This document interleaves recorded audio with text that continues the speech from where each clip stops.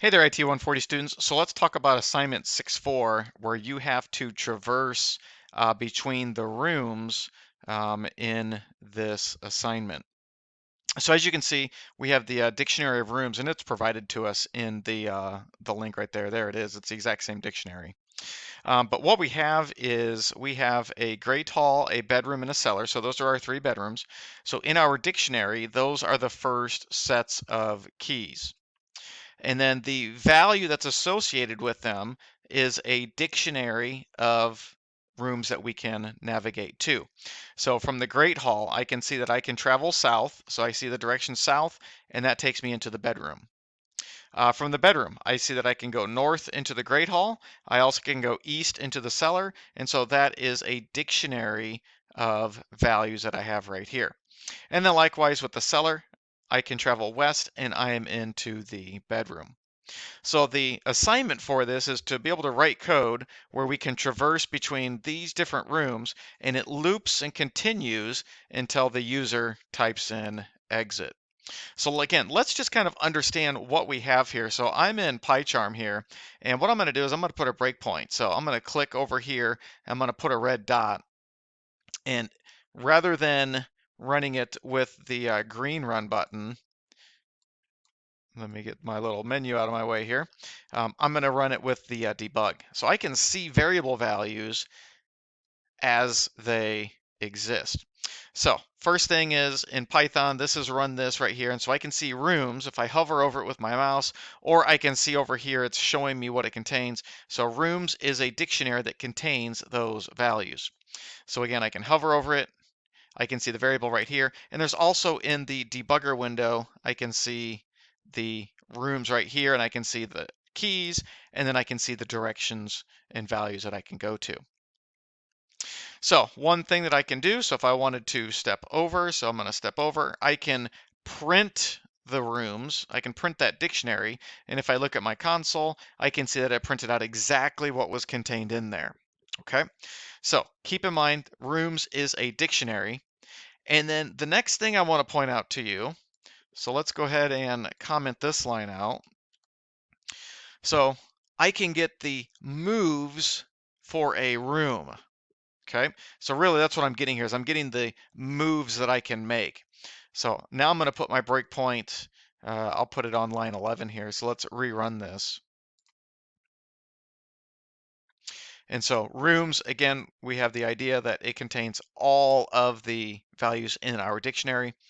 But moves, I've said, give me the moves just for the Great Hall. And you can see right here that it's telling me that the moves variable contains south and bedroom. And so if I print that out, so if I step over, I can see that I got the moves for that room right there. Okay, so I can access the moves of a room by just simply saying rooms and then the name of the room. Okay, so let's take it the next step further. We might have multiple values in there. And if that's the case, we might want to examine them one at a time. So instead of saying we're starting in the Great Hall, let's start in the bedroom. And so that way we're going to have north and east, these values in there. So let's go ahead and see what happens when we run this. Okay, so I can see that moves contains north with the Great Hall and east with the cellar.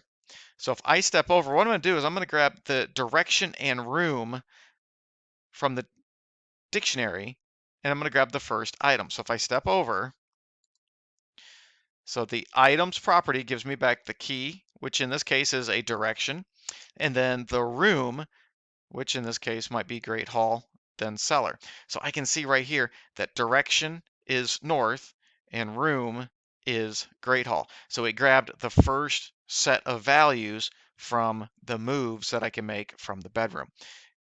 If I step over,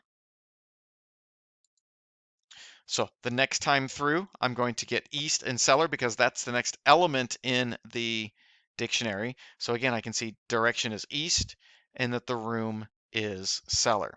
Okay, so I need you to be familiar with these ideas because these are crucial to understanding how to make this project work. We need to know how to work with a dictionary. So we have a dictionary with dictionaries. And so the first part is we're accessing the moves based on a room, and then we can access the directions. And that's exactly what we have to do in our application.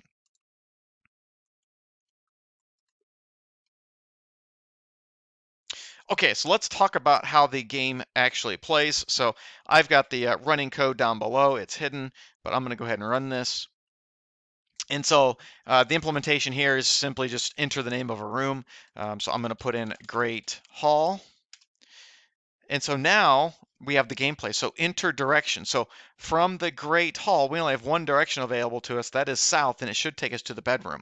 So I type in south, and I've set my current room to the bedroom. I'm now in the bedroom. Well, from the bedroom, we can only go north and east. So if I go north, I would go back into the Great Hall. And so if I type in north, I go back to the Great Hall. We know that from the Great Hall, we cannot go east. So let's try to go east. And I am told that that's an invalid move and that I need to re-enter my direction. So this is the gameplay right here. If I can move into a valid room, then I go ahead and get moved in there. If it's not a valid move, then we say invalid move. This exits when we type the word exit. So when I type in exit, it says that we've exited and the program is finished. So let's talk about how you could write this up in code. So here's the template that's available to you that you can use for your final project submission. And here's the logic that I have. So first thing, I've got the same dictionary of rooms. Right there it is. You've got the dictionary. I went ahead and solicited and enter the name of the room. If you wanted to, you could just simply set current room equal to, and then you could set it to the Great Hall right here. Or if you want to make it where they can start in any room, they just have to specify which one, then this would be an input right here. So we would get the user input. So current room, this is a user input to start with. So maybe I'll even make that comment right here. User input to start with. And then what we want to do is we want to continue playing this until we are in the exit room. So my variable that I have right here is current room. So I want to continue until current room is not equal to exit. There it is, simple. And what we're going to do is print enter direction. So then we're going to get the direction that the input, so this is going to be another user input right here. The next thing I want to do is I'm going to go get the moves for the current room. So I have a current room that I'm in, and so I'm going to go get the moves for the current room. Well, we did that. That's this code right here, except I don't give it the name hard-coded string right here. I give it the current room variable. So I can do moves equals rooms bracket current room, and that will give me the moves that I have available to me. So I am going to come down here and check if we typed in exit. So if we have exit, then we are going to set current room equal to exit, okay? So how do I know if they typed in exit right there? That's the direction input. So if they didn't type in exit, that means they typed in some kind of direction. So the implementation I go with is this. I create a variable called valid move, and I'm going to set it equal to false. So I'm going to see if they made a valid move. And to do that, I'm going to loop through the moves that they have available to them. So from right here. So this is right here. I'm going to loop through that dictionary. And I'm going to grab the direction and room. And so I need to see if the direction is a match. So that's an if statement.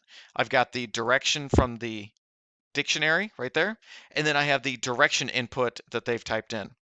So if that's a match, great, I can move them into that room. And so we're going to set current room equal to this room that we have right here. We made a valid move, so keep in mind we set it to false here, so we need to set that equal to the opposite value here. And then I have a break statement because I don't need to continue this loop right here anymore.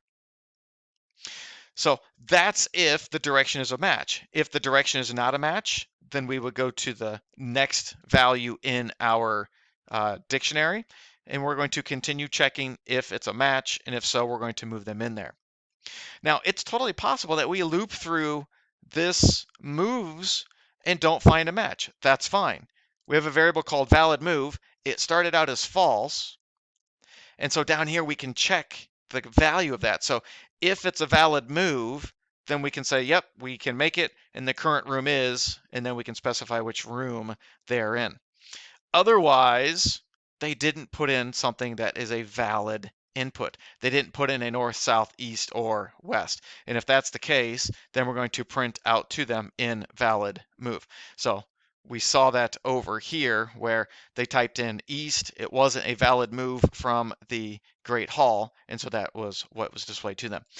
Just to reiterate, even if I don't even type a valid direction, so let's say that we're going to start again in the Great Hall, and let's just say I type in gibberish. So this does validate that I have an invalid move. And so I don't even have to check if it's one of the actual things. This code right here will check and see, hey, yep, you couldn't do anything that was possible. So you get the error message right there. And then lastly, once we've typed in exit, so we typed in, so direction input, if we typed in exit, we check it right here. The current room is exit. And so the next time through at the top of this loop, we are at exit, and so we exit out, and so now we print out you have exited. Okay, so here is the template code. You can use this for your final assignment to traverse through the rooms.